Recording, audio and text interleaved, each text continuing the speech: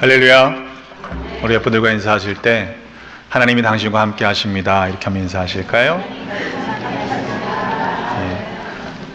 거룩하신 하나님의 임재가 날마다 고백되는 그런 복된 삶을 살아가시는 모두가 되시기를 주님의 이름으로 축복합니다.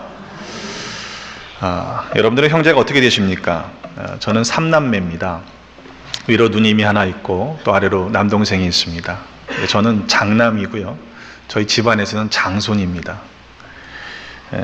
제사를 드리는 가정도 아니었지만 장남이 되면 뭔가 큰 특혜를 받는 줄 알고 살았던 것 같습니다.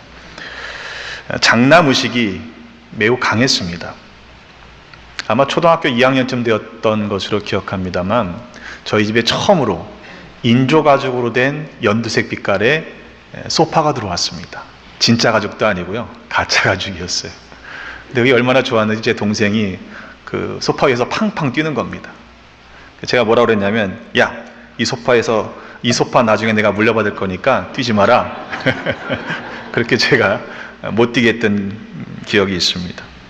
감사하게도 그 소파가 어디로 사라졌는지, 언제 사라졌는지 기억나지 않습니다. 평생 목회하시다가 은퇴하신 부모님이시기에 물려받을 재산이 없다는 것도 감사한 제목이지요. 미국에서 목회한다라고 하는 핑계로 인해서 장남의 역할도 제대로 감당하고 있지 못하지만 누님과 동생이 오히려 부모님께 효도를 더 잘하며 살고 있기에 형제들에게 미안한 마음과 또한 고마운 마음이 교차합니다. 오늘 함께 보면 본문에 형제가 등장하죠. 그런데 쌍둥이입니다. 형의 이름은 에서요, 동생의 이름은 야곱이었습니다.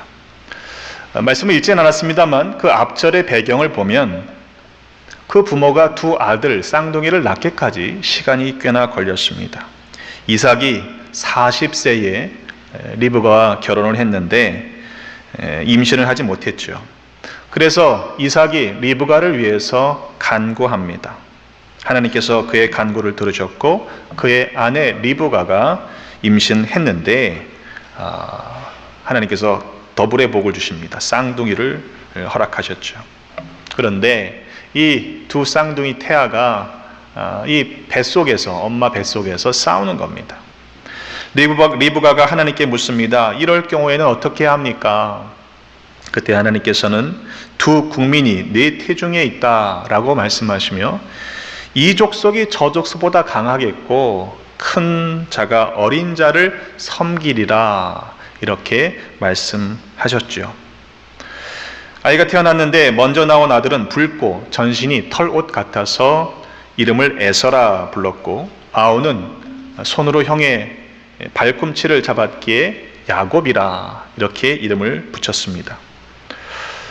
리브가가 두 아들을 낳을 때에 이삭이 60세였다라고 성경은 전해줍니다. 40세에 결혼했으니까 60세에 낳은 20년 동안 기다렸다가 20년 만에 두 아들을 얻게 된 것입니다. 이삭은 자기 자신이 아버지 아브라함이 100세에 얻은 아들이었잖아요. 그러니까 20년쯤 기다린 건 아무것도 아니겠다 생각할 수 있겠지만 그래도 아내가 20년 동안 아기를 갖지 못했을 때에 아내를 위해 간구했고 또 그 간구의 제목들을 하나님께서 들어 응답하셔서 20년 만에 주신 두 아들이니 여러분 얼마나 귀했겠습니까? 두 아들이 장성했습니다.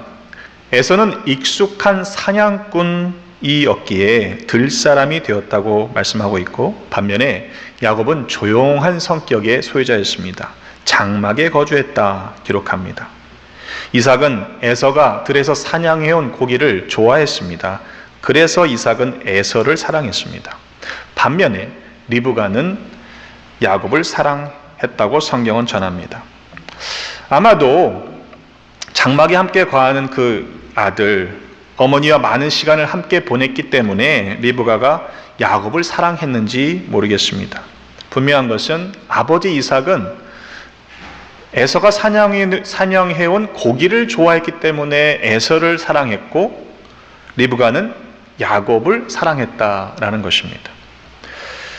자녀들이 둘 이상 있으신 분들은 느끼시는 것이겠지만 어느 자식인들 귀하지 않은 자식이 있겠습니까? 다 사랑하죠. 그런데 보면 어느 한 녀석이 조금 더 애잔한 마음이 드는 경우가 있다는 것을 부인할 수가 없습니다. 어찌 보면 리브가의 입장에서는 성격이 너무 조용해서 집 밖으로 잘 나가지도 않는 그 아들 장막에 거하는 야곱이 더 안쓰럽게 여겨졌는지 모르겠습니다. 하루는 야곱이 죽을 수고 있었어요. 에서가 들에서 돌아왔는데 심히 피곤했습니다. 그래서 그 붉은 죽이 매우 맛있게 보였던 모양입니다. 내가 피곤하니 그 붉은 것을 내게 주어 먹게 하라.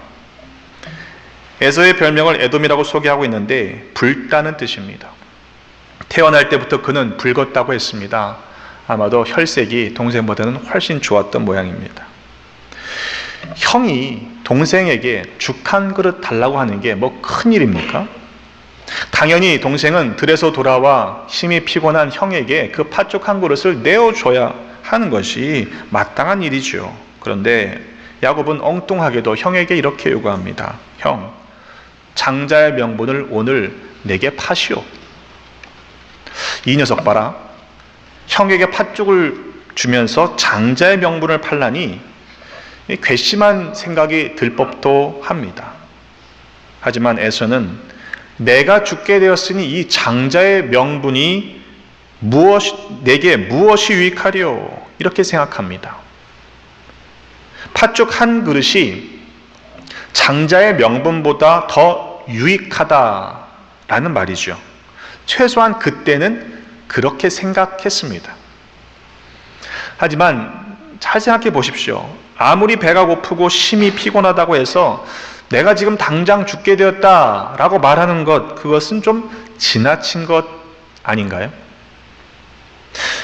정말로 심히 배고파 죽게 되었다라고 한다면 떡과 팥죽을 급하게 받아 먹는 것이 오히려 건강을 해롭게 할 수도 있는 일입니다. 그냥 그렇게 매우 배고팠다는 얘기겠죠. 우리 종종 그렇게 얘기하지 않습니까? 배고파 죽겠다. 이런 표현이 바로 내가 그렇게 지금 무척 배가 고프다라는 이야기입니다. 그런데 야곱이 맹세하라 라고 했을 때 에서는 맹세합니다. 그리고 장자의 명분을 동생에게 팔았습니다. 이에 야곱이 떡과 팥죽을 에서에게 주었고 에서가 먹고 마시고 일어나서 갔습니다. 여러분, 그냥 이 사건은요, 이렇게 그냥 형제들 사이에서 일어난 해프닝으로 생각할 수 있는 그런 일이었지 않습니까? 그만큼 에서는 이 사건을 크게 여기지 않았을 겁니다. 뭐 팥죽 한 그릇 먹고 동생이랑 이렇게 저렇게 얘기하는 것을 쉽게 생각했을 것입니다. 문제는 성경이 그 사건을 그렇게 가벼운 일로 기록하지 않았다라는 점입니다. 모든 일들이 일어난 것에 대해서 약삭발은 야곱의 행동에 대해 도덕적이거나 법률적인 문제를 제기하지 않았습니다. 오히려 성경은 에서가 장자의 명분을 가볍게 여긴 것에 대해서 지적하고 있습니다. 아무리 야곱이 형에게 에서에게 장자의 명분을 팔라라고 하더라도 에서가 형이 그것을 가볍게 여기지 않았으면 결코 팥죽과 바꾸지는 않았을 것이기 때문입니다. 시간이 흘러 후에 이삭이 나이가 들어서 눈이 어두워졌을 때였죠. 잘 보지 못할 때 야곱이 형 차림을 하고 꾸미고 들어가서 에서가 받아야 할 축복을 가로채는 사건이 일어납니다. 그 사실을 알게 된 형 에서는 너무도 속상한 나머지 아버지에게 찾아가서 울며 불며 이렇게 이야기합니다. 그의 이름을 야곱이라 함이 합당하지 아니하니까 그가 나를 속임이 이것이 두 번째니이다. 전에는 나의 장자의 명분을 빼앗았고 이제는 내 복을 빼앗았습니다. 이렇게 한탄을 합니다. 물론 두 번째 경우에는 분명히 속인 건 맞아요. 그러나 첫 번째의 경우, 오늘 본문의 말씀에 해당하는 야곱이 에서를 속여서 장자의 명분을 빼앗았다라고 하는 것은 사실은 아닙니다. 장자의 명분을 에서가 가볍게 여겼기 때문이죠. 비록 야곱이 형에게 장자의 명분을 좀 파시오라고 했다 하더라도 에서가 야, 그게 무슨 말이 되냐? 내가 굶어 죽으면 굶어 죽었지 그럴 수 없다라고 하면서 장자의 명분을 중요하게 여겼다면 그럼 될 일이었습니다. 어떤 분들은 오늘 말씀을 대하면서 이것이 이미 결정된, 태중에서 결정된 일이라고 생각할 수도 있습니다. 그러나 성경은 우리의 인생이 결정되어 있다라고 말씀하지 않습니다. 만약 우리의 인생이 결정되어 있다면 우리가 열심히 살아갈 이유가 전혀 없습니다. 왜냐? 열심히 살든지 열심히 살지 않든지 그것이 이미 결정되어 있기 때문이죠. 만일 모든 것이 결정되어 있다면 에서에게 잘못을 탓해서도 안 됩니다. 에서가 장자의 명분을 가볍게 여기도록 하나님께서 결정하셨다면 그건 에서의 탓이 아니기 때문이죠. 성경이 말씀하고 있는 것은 하나님은 모든 것을 아시는 분이시라는 사실을 강조하고 있는 거예요. 심지어 예레미야 1장 5절의 말씀에 보면 내가 너를 모태에 짓기 전에 너를 알았고 네가 배에서 나오기 전에 너를 성별하였고 너를 여러 나라의 선지자로 세웠노라 이렇게 말씀하셨습니다. 그렇다면 하나님께서는 이미 에서가 장자의 명분을 가볍게 여겨서 팥죽 한 그릇에 상속권을 내어줄 것을 아셨다는 의미입니다. 그래서 태중의 두 아이가 싸울 때 이미 말씀하셨지요. 큰 자가 어린 자를 섬기리라. 그것은 결정된 사건을 말하는 것이 아니라 하나님께서 그 모든 것을 아시는 전지하신 분이시라는 사실을 말씀하는 겁니다. 때문에 책임은 형 에서에게 있는 것이죠.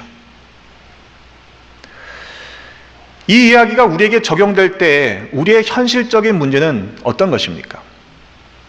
하나님께서 계획하신 일들을 선택하는 책임은 우리에게 있다는 사실입니다. 순종할 것인가, 순종하지 않을 것인가, 그 일들을 선택해야 하는 책임은 우리에게 있습니다. 때문에 항상 말씀과 기도로 하나님의 뜻을 분별해야 하는 것이지요. 혹시라도 잘못된 선택을 하지 않도록 말입니다. 로마서 12장 2절의 말씀에 사도 바울은 이야기하기를 너희는 이 세대를 본받지 말고 오직 마음을 새롭게 함으로 변화를 받아 하나님의 선하시고 기뻐하시고 온전하신 뜻이 무엇인지 분별하도록 하라 말씀했습니다. 무엇이 더 중요한 것인지 무엇이 더 유익한 것인지 분별하지 못하면 장자의 명분을 가볍게 여겼던 에서의 실수를 우리의 삶 가운데도 반복할 수 있기 때문입니다. 고작 장자의 명분이 뭐가 그렇게 중요하단 말입니까? 뭐가 대수라고요? 그런데요, 공동 번역은 이렇게 번역합니다. 상속권. 새 번역은 맏아들의 권리 이렇게 번역합니다. 그 맹세가 과연 법적으로 효력이 있는지 시비를 법정에서 가려야 하냐 이런 문제가 아닙니다. 왜냐하면 하나님께서 그에게 분명히 먼저 주신 상속권, 맏아들의 권리이기 때문이죠. 그러나 에서는 하나님께 자기에게 먼저 주신 그 권리를, 상속권을, 은혜를, 장자의 명분을 팥죽에 팔아 넘길 정도로 가볍게 여겼기 때문에 더 이상 그에게는 먼저 허락된 그 은혜를 누릴 수 있는 자격이 유효하지 않은 것이죠. 뺏기고 마는 것입니다. 여러분, 우리는 과연 어떠합니까? 혹시라도 우리가 하나님께서 우리에게 먼저 주신 은혜를 가볍게 여겨서 세상의 것들과 쉽게 바꿔버린 적은 없는지요? 과연 여전히 우리에게 유익한 것은 무엇이라고 생각하며 살고 있습니까? 사도 바울은 빌립보서 3장 4절로 9절 상반절에 이렇게 고백합니다. 나도 육체를 신뢰할 만하면 자랑할 게 많다. 8일 만에 할례를 받았고 이스라엘의 족속이고 베냐민 지파였고 히브리인 중에 히브리인이요 율법으로는 바리새인이고 열심으로는 교회를 박해하고 율법의 의로는 흠이 없는 나이지만 그러나 무엇이든지 내게 유익하던 것을 내가 그리스도를 위하여 다 해로 여길 뿐더러 또한 모든 것을 해로 여김은 내 주 그리스도 예수를 아는 지식이 가장 고상하기 때문이라. 내가 그를 위하여 모든 것을 잃어버리고 배설물로 여김은 그리스도를 얻고 그 안에서 발견되려 함이니라고 말씀했습니다. 세상에 유익하던 것을 예수님을 알고 나니, 만나고 나니 그것이 다 무익하더라, 배설물과 같은 것이었다라고 고백하는 것이죠.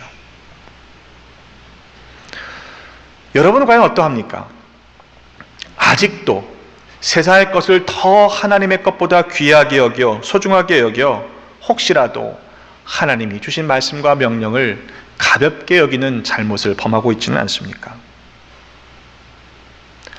마태복음 25장 14절로 30절의 말씀에 보면 예수님께서 천국 복음을 비유로 말씀해 주고 계십니다.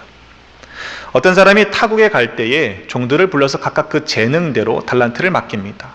한 사람에게는 5달란트, 또 한 사람에게는 2달란트, 그리고 또 다른 사람에게는 1달란트씩을 각각 맡겼습니다. 5달란트를 맡은 사람은 곧바로 나가서 장사하여 5달란트를 남겼고, 2달란트 받은 자도 역시 그와 같이 하여 2달란트를 남겼습니다. 그런데 어찌된 일인지 1달란트 받은 자는 밖에 가서 땅을 파고 그 주인의 돈을 감추어 두었죠. 오랜 시간이 지난 후에 주인이 돌아와서 결산할 때입니다.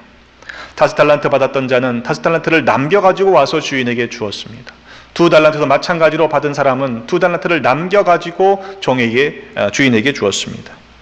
이에 주인이 똑같이 두 사람을 칭찬합니다. 너는 5달란트 받았으니까, 다 남겼으니까 더 칭찬하지 않았습니다. 더 많이 남겼다고 칭찬하지 않았습니다. 둘에게 똑같은 칭찬을 하고 있습니다. 착하고 충성된 종아, 네가 적은 일에 충성하였음에 내가 많은 것을 네게 맡기리니 네 주인의 즐거움에 참여할지어다. 각각 재능에 따라 남겼기 때문에 그 칭찬은 차이가 없었던 것이죠. 반면에 1달란트 받았던 자는 그 1달란트를 땅에서 꺼내어 그대로 주인에게 주며 이렇게 말하고 있습니다. 현대인의 성경은 이렇게 번역합니다. 주인님, 나는 주인님이 아무 수고도 하지 않고 남이 심고 뿌려 놓은 것을 거둬들이는 지독한 분이라는 것을 알았습니다. 그래서 나는 두려워서 주인님의 돈을 땅 속에 묻어두었다가 가져왔습니다. 보십시오. 주인님의 돈이 여기 있습니다. 주인을 오해해도 한참 오해한 것입니다. 이에 주인이 대답하죠. 악하고 게으른 종아, 나는 심지 않은 데서 거두고 해치지 않은 데서 모으는 줄로 내가 알았느냐? 그러면 내가 마땅히 내 돈을 취리하는 자들에게나 맡겼다가 내가 돌아와서 그 원금과 이자를 받게 했을 것이니라. 근데 그것으로 끝내지 않았습니다. 주인은 그에게서 1달란트를 빼앗아서 10달란트 가진 사람에게 주라라고 했죠. 무릇 있는 자는 받아 풍족하게 되고 없는 자는 그 있는 것까지 빼앗기리라 했습니다. 그 말씀이요, 예수님께서 부익부 빈익빈에 대한 지지하는 말씀으로 주신 비유가 아니지 않습니까? 은혜의 원리입니다. 마치 지하수를 끌어올리기 위해서 펌프질을 하기 전에 한 바가지의 물을 마중물로 먼저 넣어야만 시원한 물이 끌어올라 오듯이 은혜를 맛본 사람들이 더 큰 은혜를 사모하게 되어 있고, 은혜를 사모하기에 은혜 위에 은혜를 경험하는 복을 누리게 된다는 그런 비밀이지요. 바라기는 우리 모두가 은혜 위에 은혜를 경험하시기를 주님의 이름으로 축원합니다.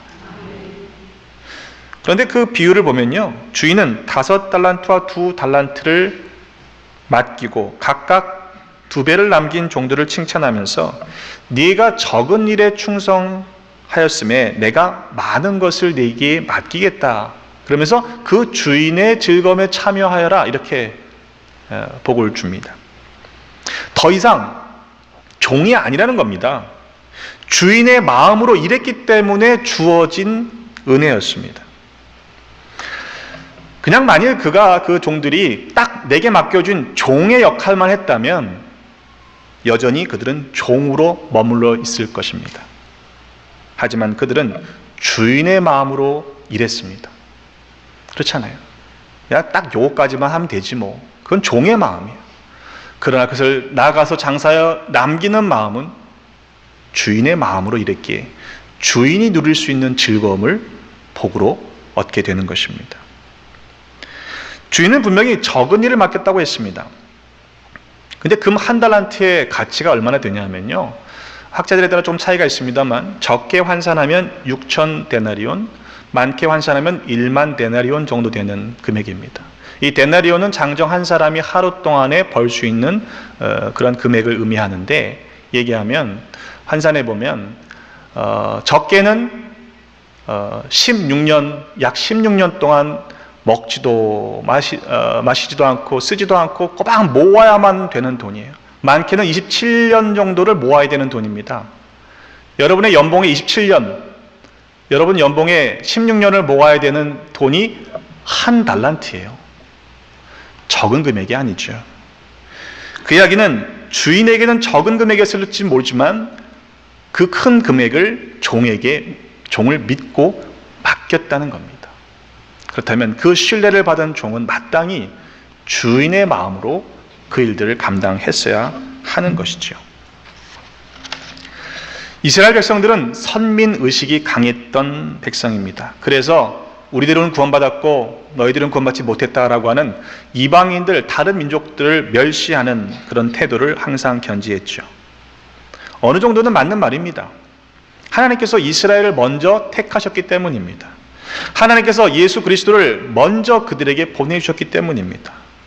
하지만 선민이었던, 먼저 택함받았던 이스라엘 백성은 하나님께서 자신들에게 주신 그 장자의 명분만 생각했고 장자의 책임은 감당하지 않았습니다.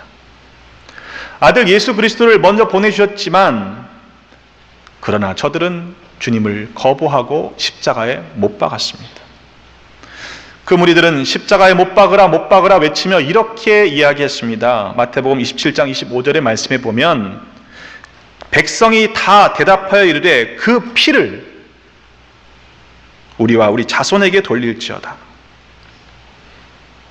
여러분, 그 말이 얼마나 무서운 말인지를 알았더라면 저들은 그렇게 외칠 수 없었을 것입니다. 결코 그렇게 가볍게 이야기할 수 없었을 것입니다. 요한계시록 2장 4절로 5절의 말씀에 보면 주님께서 에베소 교회를 향해서 칭찬과 책망을 하시는 말씀 가운데 책망의 말씀의 부분에 이런 말씀이 있습니다. 너를 책망할 것이 있나니 너의 처음 사랑을 버렸느니라. 그러므로 어디서 떨어졌는지를 생각하고 회개하여 처음 행위를 가지라. 만일 그리하지 아니하고 회개하지 아니하면 내가 네게 가서 촛대를 그 자리에서 옮기리라. 이렇게 말씀하셨어요. 아니 뭐 촛대 옮기는 게 무슨 대수입니까? 라고 생각할 수 있지만 그렇지가 않습니다. 왜냐하면 계시록 1장 20절의 말씀에 보면 그 촛대는 교회라고 말씀하시기 때문에 그래요. 교회가 교회로서의 사명에 소홀히 하면, 책임을 감당하지 않으면 그 교회로서의 존재도 거둬가시겠다는 겁니다. 그건 개인에게도 마찬가지겠죠. 이 지역에 가장 먼저 세워진 교회라고 우리가 장자교회다, 뭐 이런 이야기를 자랑만 해서야 되겠습니까? 우리가 만약 장자교회로서 사명을 감당하지 못하고 있다면 그건 사실은 아무 일도 아닙니다. 여러분 어떻게 살아가시겠습니까? 우리의 인생을, 우리의 남은 생을 여러분 어떻게 살아가시겠습니까? 내 인생 가운데 유익한 것이 무엇이라고 생각하며 살고 계십니까? 아직도 세상의 것들이 하나님보다 더 중요하게, 그것이 나를 유익하게 할 것이다 라고 생각하고 있다면 혹 그것은 하나님 보시기에 헛된 인생이 아닐까요? 무엇이 더 유익한지를 분별하는 것은 결국 내가 어떤 믿음의 가치를 가지고 어떤 기준을 가지고 살아가는지가 반영되어 있는 일입니다. 바라기는 우리 모두가 하나님의 말씀을 근거로, 기준으로 하늘의 가치를 붙잡고 무엇이 진정 내게 유익한 것인지를 분별할 수 있는, 그래서 하나님이 기뻐하시는 정말 유익한 것을 선택하는 믿음의 삶을 살아가시기를 주님의 이름으로 축원합니다. 믿음 위에 믿음을, 은혜 위에 은혜를 경험하며 살아가는 우리 모두가 되시기를 주님의 이름으로 축원합니다. 기도하겠습니다. 하나님, 우리에게 아들 예수 그리스도를 내어주시고 구원의 은혜를 베풀어 주셨으니 감사를 드립니다. 우리를 먼저 믿음의 경주를 할 수 있도록 은혜를 부어 주셨으니 감사합니다. 그러나 때로 아직도 뒤를 돌아보며 세상의 것들을 내려놓지 못해서 하나님의 것을, 하나님의 일을 가볍게 여겼던 때가 있었음을 고백하며 회개합니다. 우리에게 분별의 믿음과 지혜를 주셔서 진정한 유익을 빼앗기지 않는 하늘 백성으로 살게 하여 주옵소서. 우리를 위해 생명까지 내어주신 예수 그리스도의 이름으로 기도드립니다. 아멘.